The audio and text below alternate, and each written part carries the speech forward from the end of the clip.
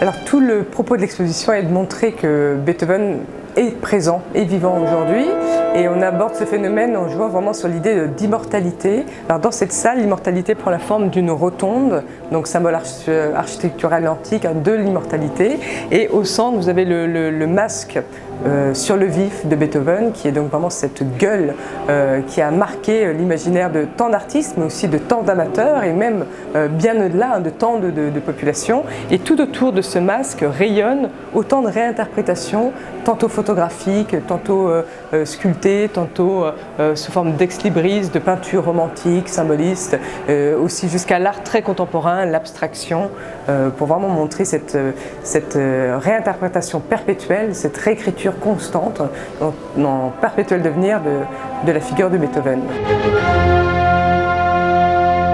Très souvent, on prend ce masque pour le masque mortuaire, mais vraiment dans notre exposition, pour nous, toute erreur est significative parce qu'elle constitue le sujet de l'exposition. En réalité, il s'agit du masque sur le vif, mais qui est représenté donc les yeux clos, mais vigoureux, hein, c'est pas du tout un corps mourant, c'est le corps en puissance, et qui a souvent été interprété comme le masque mortuaire, donc dépositaire de toute la postérité de Beethoven. Donc il y a certaines œuvres qui réinterprètent ce masque et qui le titrent masque mortuaire, mais là, encore une fois, ça nous dit tellement hein, sur la...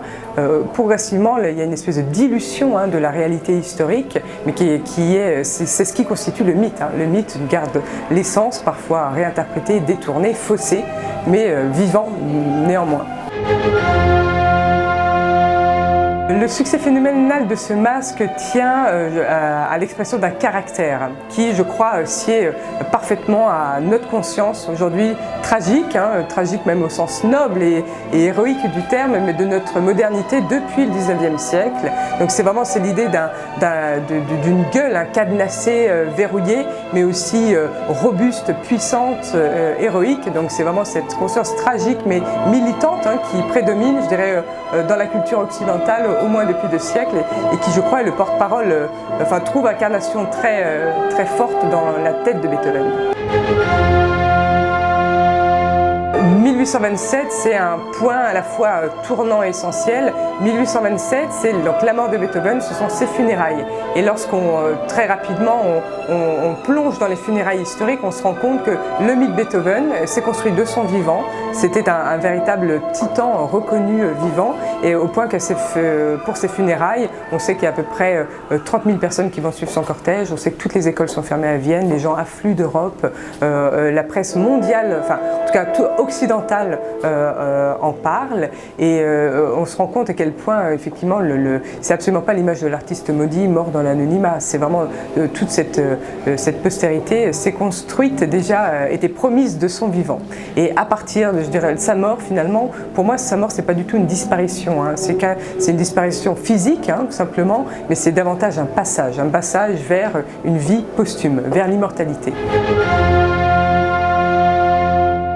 Donc nous sommes devant le tableau de Ballestieri, donc artiste du tournant du XXe siècle, qui symbolise pour moi l'écoute de Beethoven, l'expérience aussi de Beethoven, non seulement je dirais il y a un siècle, mais une expérience qui prédomine toujours aujourd'hui. Qu'est-ce que l'on voit? À droite, 2 artistes bohèmes, tout se situe dans un atelier de peintre, et à droite 2 artistes se livrent à l'exécution de la sonate à Kreutzer, violon, piano. À côté de ces artistes, sur le mur, vous retrouvez le masque de Beethoven, ce masque tutélaire, tantôt vif, tantôt mort, ça dépend des connaissances de chacun.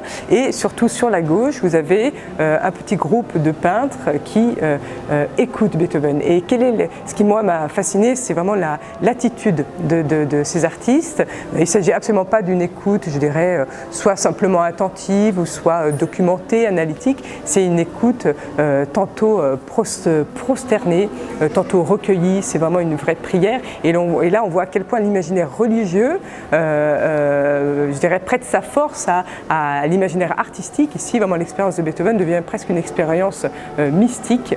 Et tout ça pour dire, je dirais, cette espèce de talent inouï du musicien, la force d'impression que suscitent ses œuvres. Donc, je dirais, toute cette fascination, c'est très difficile à décrire, et encore plus à représenter. Et ici, on voit à quel point l'imaginaire religieux est là pour prêter l'éloquence de son symbole, pour dire ce qui est de l'ordre d'une émotion inouïe. Donc là, nous sommes devant ce qu'on appelle notre reliquaire. C'est vraiment, nous avons essayé de réunir, ce qui a été très difficile du point de vue des prêteurs, quelques objets liés au quotidien de Beethoven. Donc nous avons sa cuillère, un fragment de son parquet, son bâton de marche, même ses cornets acoustiques. Et par cette mise en scène, je dirais, très judicieuse, à la manière d'un cabinet de curiosité, et là j'ai une pensée spéciale pour notre scénographe Maciek Fischer. Ici, donc, par cette mise en scène, on a voulu à la fois susciter, je dirais, l'émerveillement, la fascination qu'on peut avoir pour ces objets, puis à la fois une mise à distance critique. C'est vraiment, c'est non seulement un acte de patrimonialisation, mais c'est quasiment une approche fétichiste en tout cas. C'est vraiment sanctuariser le moindre fait et geste, objet du quotidien de celui qui n'est plus simplement un artiste, mais qui est quasiment un prophète, c'est-à-dire Beethoven. L'essentiel des objets ici viennent du Beethoven Haus, donc qui est le musée de la maison natale de Beethoven à Bonn, et de la Gesellschaft der Musikfreunde de Vienne. Beethoven a été enterré 3 fois. Donc il est mort une fois, mais il a été enterré 3 fois. Premièrement, bien sûr, en 1827, mais ensuite, presque 4 décennies après, on a voulu sortir les restes pour les analyser, faire des photographies de son crâne, des mesures du crâne du génie. Et donc là, on a redéposé les restes dans un tombeau en zinc.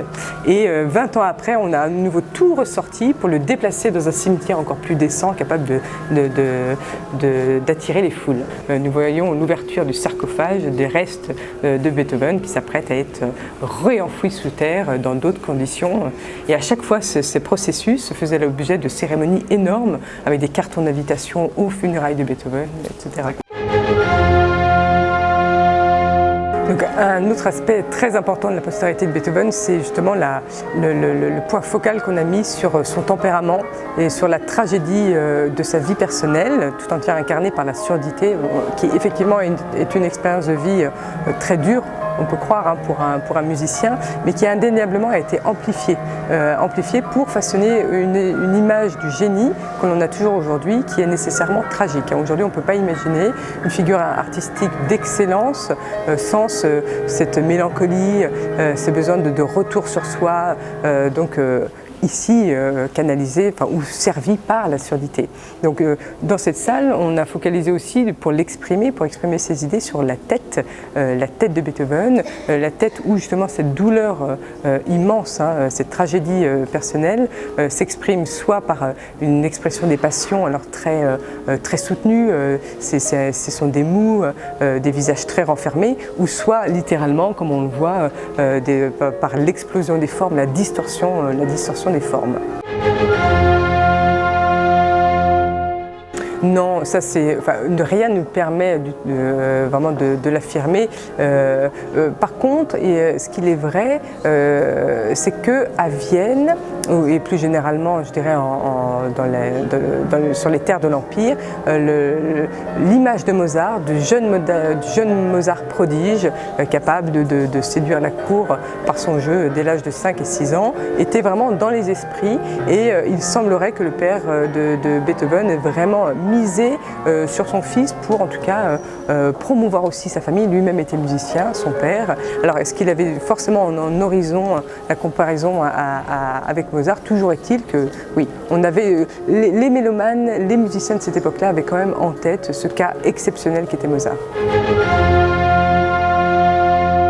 De toute évidence, il devait avoir un caractère.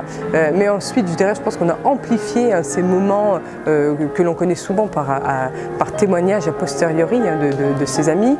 A contrario, on cite trop rarement le fait que Beethoven pouvait avoir un vrai sens de l'humour, que Beethoven était loin d'être un misanthrope cherchant coûte que coûte l'isolement, mais que c'était quelqu'un qui recherchait au contraire la compagnie des hommes, l'amitié des hommes, mais il va de soi que le temps filant, cette image de forcément tragique était celle qui allait conditionner l'aura géniale, hein, du personnage.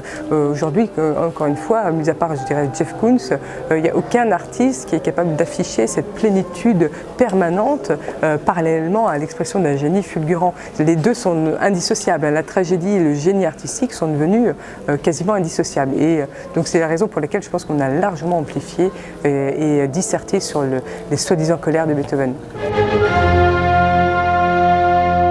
Alors, il commence à sentir les prémices de la surdité un petit peu avant 30 ans. Vraisemblablement vers 27-28 ans. Ce qui est assez là fascinant et touchant, c'est qu'il ne dit rien pendant 4 ans.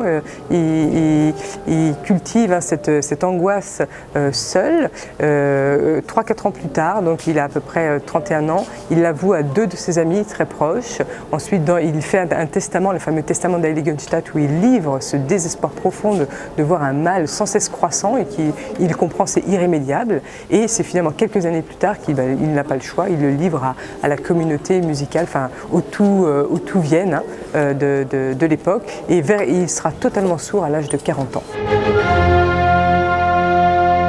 On a des fragments d'esquisses qui aujourd'hui font l'objet d'études, d'enregistrements inachevés. Nous, on a voulu jouer dans l'exposition sur cet imaginaire en insistant sur le travail de Pierre-Henry. Pierre-Henry qui, en 1970, pour rendre hommage à Beethoven, s'est lui lancé dans un monument hommage et en créant la 10e symphonie de Beethoven. Mais pour lui, la 10e symphonie de Beethoven, c'est absolument pas aller chercher dans ses esquisses, c'est nécessairement un collage des 9 symphonies préexistantes et qui donne lieu à cette œuvre aujourd'hui qu'on donne à entendre dans une des salles, qui est assez géniale, la 10e symphonie de Beethoven. Ici, vraiment, il s'est agi d'aller chercher dans les archives tous les témoignages de l'actualité de Beethoven. Alors, que ce soit par exemple, bien sûr, ce qui était déjà connu, Mitterrand qui marche en 81, le jour de son investiture vers le Panthéon, accompagné bien de la musique, pas d'un Français, ce qui est étonnant, mais de Beethoven. Après nos attentats en 2015, qu'est-ce qu'on a joué 3 jours après, à l'occasion de la minute de silence, sur toutes les ondes de Radio France, on a joué la marche funèbre de la symphonie héroïque de Beethoven. Ou encore, qu'est-ce qu'on a joué à Bruxelles quelques mois après les terribles attentats, là de mars 2015, on a joué... Qu'est-ce qu'on peut jouer de toute façon? Qu'est-ce qu'on peut faire dans ces moments-là? Et bien là, le Flams Radio Corps, l'Orchestre National de Bruxelles sont venus sur les marches de la Bourse pour jouer de manière improvisée mais extrêmement forte la 9e symphonie. Pendant la Deuxième Guerre mondiale, nul doute que Beethoven a participé, je dirais, aux intentions, aux recherches de velléité expansionniste de l'Allemagne. Ça se traduit par exemple par la création d'une arme de destruction qui, comme on le voit ici, visait à réunir 2 avions, l'avion supérieur est celui que l'on pilote et il est relié par des tirants à un avion bombardier, donc sans pilote, rempli d'explosifs, et tout l'enjeu était de survoler sur la cible et au moment propice de lâcher le bombardier pour détruire la cible. Et quel est le nom qu'on a donné à ce système? C'était le Beethovensgerät, le système Beethoven. Mais au même moment, est-ce que les Allemands étaient seuls possesseurs de cette image héroïque de Beethoven? Absolument pas. Au même moment, je dirais, les Alliés disputent l'autorité, mais cette fois-ci libératrice de Beethoven.